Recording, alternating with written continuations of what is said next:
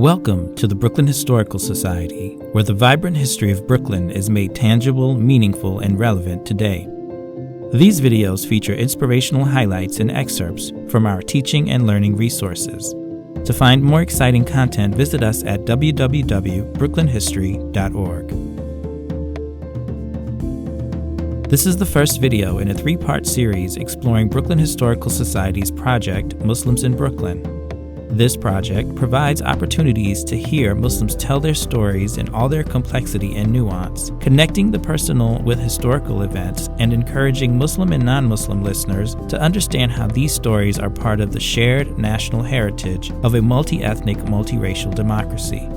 For access to all of BHS's oral history collections, including the full Muslims in Brooklyn collection, visit our oral history portal at oralhistory.brooklynhistory.org. This video introduces the recently launched Muslims in Brooklyn website, muslims.brooklynhistory.org, which offers an alternative approach to listening to oral histories. Thematically organized audio clips, lesson plans, and additional resources are available at muslims.brooklynhistory.org. Muslim communities have been a part of American life since before the nation's founding, and established Muslim communities have been in Brooklyn for well over a century, making it a major center of Muslim life for New York City and the nation.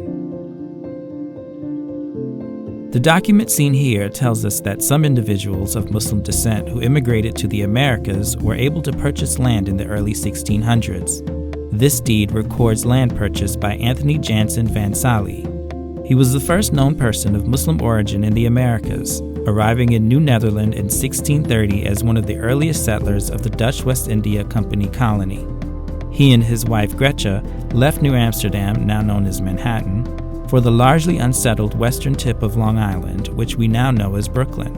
After purchasing nearly 200 acres near Coney Island in 1639, Van Sally and his wife established themselves as one of the most prosperous landowning families in the area.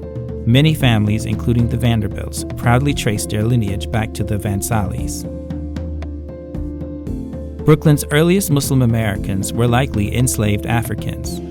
For many, the preservation of their religious practices, Arabic language, and music served as resistance against the horrors of American chattel slavery, though little evidence of their lives remain today. Many generations later, however, Muslims in America were able to establish formal gathering spaces. In 1907, Tatars from Russia, Poland, Belarus, and Lithuania formed one of the earliest Muslim congregations in Brooklyn. They gathered for services in homes and in rented spaces until 1931, when they opened the Muslim Mosque, one of the first mosques in the country. The small but tight-knit congregation thrives there today. From these early spaces to nearly 100 mosques reported in 2015, Brooklyn now boasts more Muslim houses of worship than any other borough in New York City, one of the highest concentrations of mosques in the nation. Alyssa Howard, a member of the Tatar community, is the caretaker and vice president of the board at Muslim Mosque, the oldest surviving mosque in New York. In this clip from her oral history, Howard discusses her family history and her connection to Muslim Mosque. So they knew that this was the place to be, and I believe at the time that they were meeting for religious prayers and celebrations, like just in people's houses, in backyards and in basements, wherever they could find space before they were able to save up as a community to buy this building.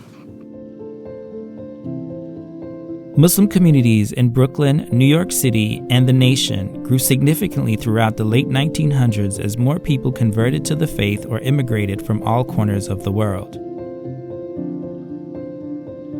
Stacy Salima Bell was raised in the Bensonhurst neighborhood of Brooklyn and was a founding member of the American Muslim Law Enforcement Officers Association and of Muslims Employed in City Corrections Association. In an oral history interview with BHS, Salima Bell shares how her family came to live in Brooklyn. So we have some family that's been here since the 19-teens, 1920s. They came up during the Great Migration out of the South. This portion of my family came from South Carolina, and surprisingly, they never went to Harlem. They bypassed Harlem altogether. They settled in Brownsville on Thetford Street. In the wake of the September 11, 2001 terror attacks, many Muslim Americans were unjustly targeted and kept under surveillance by law enforcement. Politicians and some media figures have also stoked xenophobic fears about Muslims, resulting in continued harassment, stereotyping, and unjust profiling. Informal networks led to the creation of social service and advocacy organizations by and for Muslims. These organizations and community leaders have worked hard to reclaim public narratives about Muslim Americans. Muslim communities continue to be a vibrant and important part of life in Brooklyn. To learn more about the long history of Muslims in Brooklyn and to find ideas about how to teach and learn from our oral history collection, visit our Muslims in Brooklyn website at muslims.brooklynhistory.org.